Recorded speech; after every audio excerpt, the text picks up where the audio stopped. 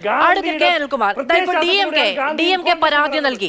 അതിനു മുമ്പ് പ്രതിപക്ഷം ഇത് വിലക്കണമെന്ന് ആവശ്യപ്പെട്ടുകൊണ്ട് തെരഞ്ഞെടുപ്പ് കമ്മീഷൻ മുൻപാകെ പോയി. ഞാൻ ആ കാര്യം ചോദിച്ചപ്പോൾ ഇത് ഇത്രയും ലൗഡായ ഒരു പ്രചാരണമല്ലേ എന്ന് ചോദിച്ചപ്പോൾ ഗോപാലകൃഷ്ണൻ പറഞ്ഞത് ഇന്ത്യയുടെ സംസ്കാരമാണ്, ഇന്ത്യയുടെ സ്വത്വമാണ് എന്നുള്ളതാണ്. പക്ഷേ ഈ പരാതി വരുന്ന സമയത്ത് ഇതുവരെ DMKയുടെ പരാതിയിൽ അനങ്ങിയിട്ടില്ല. ഇതിനു മുൻപ് അദ്ദേഹം നടത്തിയ പരാമർശങ്ങളുമായി ബന്ധപ്പെട്ട് അദ്ദേഹത്തിനല്ലാതെ ഒരു പൊതുവായ നോട്ടീസ് അയക്കുകയാണ് തെരഞ്ഞെടുപ്പ് കമ്മീഷൻ ചെയ്തത്. ഇത് ഇത്രമേൽ പ്രചരിപ്പിക്കപ്പെടുന്ന സമയത്തു പോലും ഇത് നാളെ വോട്ടെടുപ്പിനെ സ്വാധീനിക്കില്ല എന്ന ആത്മവിശ്വാസത്തോടെ ഇരിക്കാൻ കഴിയുന്ന ഇലക്ഷൻ കമ്മീഷനെ എങ്ങനെ കാണണം? തെരഞ്ഞെടുപ്പ് കമ്മീഷനിൽ നരേന്ദ്രമോദിയുടെ ബാല്യക്കാരെയാണ് വെച്ചിരിക്കുന്നത് എന്നുള്ളത് നമുക്ക് എല്ലാവർക്കും അറിയാം. അവിടെ ഇലക്ഷൻ കമ്മീഷണറായിരുന്ന ഒരാൾ വളരെ പെട്ടെന്ന് രാജിവെച്ച് പോകുന്നു. 2 ദിവസം കഴിയുമ്പോൾ വേറെ 2 പേരെ നിയമിക്കുന്നു. എന്തെല്ലാം നാടകങ്ങളാണ് ഇതിൽ നടന്നത്? ചീഫ് ജസ്റ്റിസ് ആ നിയമിക്കപ്പെടുന്നൊരു സമിതിയിൽ അംഗമായി.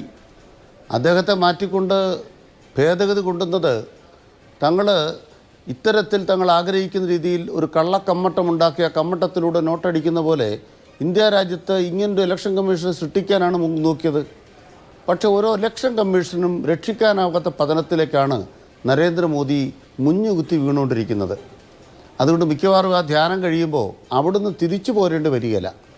അദ്ദേഹം ഇപ്പോൾ മനസ്സിലാക്കിയിരിക്കുന്നിടത്തോളം കാലം ഈ ഇലക്ഷൻ ശേഷമുള്ള ആ പോൾ ഫലം അല്ലെങ്കിൽ എക്സിറ്റ് പോൾ ഫലം വരുന്നതിന് മുമ്പ് ഡൽഹിയിലെത്തുന്നുണ്ട്. എക്സിറ്റ് പോളും ഫലം വന്നാൽ ചിലപ്പോൾ BJP ഉണ്ടാക്കുന്ന റിസൾട്ട് അനുസരിച്ച് വരാം. ഞങ്ങളതിനെക്കുറിച്ചൊന്നും പ്രവചിക്കാൻ ആളുകളല്ല. പക്ഷേ ജനങ്ങൾ വീണ്ടും നരേന്ദ്രമോദിയെ പ്രധാനമന്ത്രിയാക്കും എന്ന് ഞങ്ങൾ വിചാരിക്കുന്നില്ല. അങ്ങനൊരു സാഹചര്യം ഉണ്ട് എന്ന് ഞങ്ങൾ കാണുന്നുമില്ല.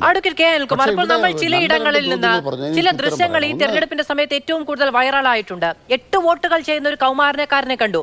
ആ ദൃശ്യങ്ങൾ വലിയ തോതിൽ രാജ്യമെമ്പാടും പ്രചരിച്ചതോടെ അവിടെ തെരഞ്ഞെടുപ്പ് നടപടിക്രമങ്ങളിലേക്ക് പിന്നീട് കടന്നു. പക്ഷേ അത് വൈറലായ ഒരൊറ്റ ദൃശ്യമാണ്.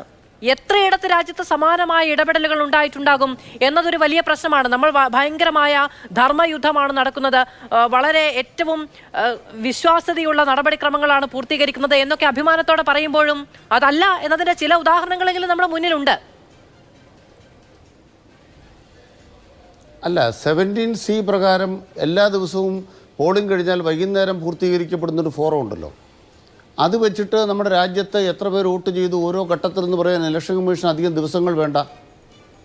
പക്ഷേ നമ്മുടെ ഇലക്ട്രൽ ബോണ്ടിൻ്റെ കേസിൽ SBI പറഞ്ഞ പോലെ ഞങ്ങൾക്കത് ജൂൺ 30 കഴിഞ്ഞ് ഞങ്ങൾ പുറത്ത് പറയുള്ളൂ എന്ന് പറഞ്ഞൊരു ഇലക്ഷൻ കമ്മീഷനാണ്. അവസാനം സുപ്രീം കോടതി ഹരീഷ് സാൽവെ വാദിച്ചിട്ടും 2 കവളിലും അടി കൊടുത്തു കഴിഞ്ഞപ്പോഴാണ് നരേന്ദ്രമോദി ED ഉപയോഗിച്ച് ഇലക്ട്രൽ ബോണ്ട് കൊള്ള നടത്തിയതിൻ്റെ വിവരങ്ങൾ പുറത്തു വന്നത്. അതുപോലെ തന്നെ ഇപ്പോഴും ഇലക്ഷൻ കമ്മീഷൻ ദാസ്യവേല നടത്തിക്കൊണ്ടിരിക്കുകയാണ്. പക്ഷേ ഇതൊന്നും ഇവിടുത്തെ ജനങ്ങൾ ഒരു കാരണവശാലും അംഗീകരിക്കുന്നില്ല എന്ന് മാത്രമല്ല, മോദിയുടെ കയ്യിലല്ല ഇന്ത്യയിലെ ജനങ്ങൾ. ഇപ്പോൾ സുപ്രീം കോടതി തന്നെ കേജ്രിവാളിനെ എന്തിനാണ് തുറന്നു വിട്ടത്? നരേന്ദ്രമോദിയുടെ ചെവിടിന് അടി കൊടുത്തിട്ട് വരാൻ പറഞ്ഞാൽ തുറന്നു വിട്ടിരിക്കുന്നത്. ഇന്ത്യ രാജ്യ ചരിത്രത്തിൽ 2 മുഖ്യമന്ത്രിമാരെ ജയിലിലടച്ചിട്ട് ആരെങ്കിലും ധ്യാനത്തിന് പോയിട്ട് കാര്യമുണ്ടോ? ഇന്ത്യ രാജ്യത്തെ ജനകോടികളിൽ ആ മനുഷ്യർ നുഴഞ്ഞുകയറ്റക്കാരാണ്. മുസ്ലിം ബഡ്ജറ്റും ഹിന്ദു ബഡ്ജറ്റും ഉണ്ടാക്കും. 10 കൊല്ലം ഇന്ത്യയുടെ പ്രധാനമന്ത്രിയായിരുന്ന അഭിവന്ദനായ മൻമോഹൻ സിംഗ് പറഞ്ഞില്ലേ, എന്നെ മിസ്കോട്ട് ചെയ്തു, ഞങ്ങളുടെ മാനിഫെസ്റ്റോയെക്കുറിച്ച് മിസ്കോട്ട് ചെയ്തു, ഞങ്ങൾ പറയാത്ത പറഞ്ഞു. ഞാൻ നരേന്ദ്രമോദിയെ ഏതാണ്ട് കോമാളി എന്ന് വിളിച്ചതിന് അദ്ദേഹം വേദനിക്കുന്നത് കണ്ടു. ഞാൻ കോമാളി എന്ന് വിളിക്കുന്നില്ല, പക്ഷേ നുണയെന്ന് വിളിക്കാം. പച്ച നുണയല്ലേ പറഞ്ഞത്? മംഗല്യസൂത്രം പിടിച്ചു പറിക്കുമെന്ന് ആരെങ്കിലും പറഞ്ഞോ? ഇന്ത്യ രാജ്യത്ത് ആരെങ്കിലും പറഞ്ഞോ? പക്ഷേ മംഗല്യസൂത്രം കൊണ്ടുപോയി കേട്ടോ. കൊണ്ടുപോയത് ആരാണ്? നരേന്ദ്രമോദിയുടെ കൂടെ നടക്കുന്ന 2 പേർ. അദ്ദേഹം പറഞ്ഞല്ലോ, വിമാനത്തിൽ ആരോ കൊണ്ടുപോയത് അംബാനിയാണ്, കൊണ്ടുപോയത് അദാനിയാണ്. അവർ ശതകോടീശ്വരന്മാരായി. അതിൻ്റെ ഭാഗമായി രാജ്യത്ത് പട്ടിണിക്കാരുടെ എണ്ണം കൂടിയപ്പോൾ നരേന്ദ്രമോദി പറഞ്ഞ പോലെ ഇവിടുത്തെ മംഗല്യസൂത്രം വരെ വിൽക്കുക മാത്രമല്ല, മടിയാധാരം വിറ്റ മനുഷ്യരുണ്ട്, സ്ത്രീകളുണ്ട്. നിങ്ങളൊരു ഗ്യാസ് കുറ്റി പകരം എടുക്കാൻ മാർഗ്ഗമില്ലാത്ത സ്ത്രീയുണ്ട്. അതുകൊണ്ട് തന്നെ അത് സംഭവിച്ചു കഴിഞ്ഞു. പക്ഷേ ഇതിന് കാരണം കോൺഗ്രസ് അല്ല. അതിന് കാരണം ഈ കോൺഗ്രസിൻ്റെ മാനിഫെസ്റ്റോ അല്ല, നരേന്ദ്രമോദിയുടെ ഇവിടുത്തെ കോർപ്പറേറ്റ് പ്രീണന നയമാണ്, ചങ്ങാത്ത മുതലാളിത്തമാണ്. ഇവിടെ CPM-നെ കുറിച്ച് പറഞ്ഞ ഏറ്റവും വലിയ നുണ എന്താണ്? ഏറ്റവും വലിയ നുണ 2 കാര്യമുണ്ട്.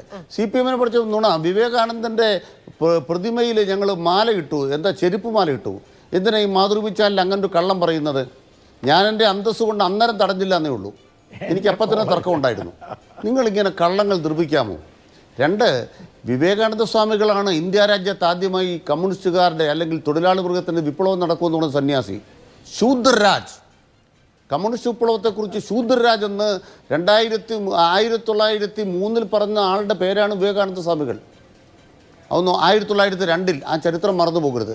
രണ്ടാമത്, ഗാന്ധിജി എങ്ങനെയാണ് കോൺഗ്രസ്സുകാർ ലോകത്തിന് മുന്നിൽ അവതരിപ്പിച്ചത്?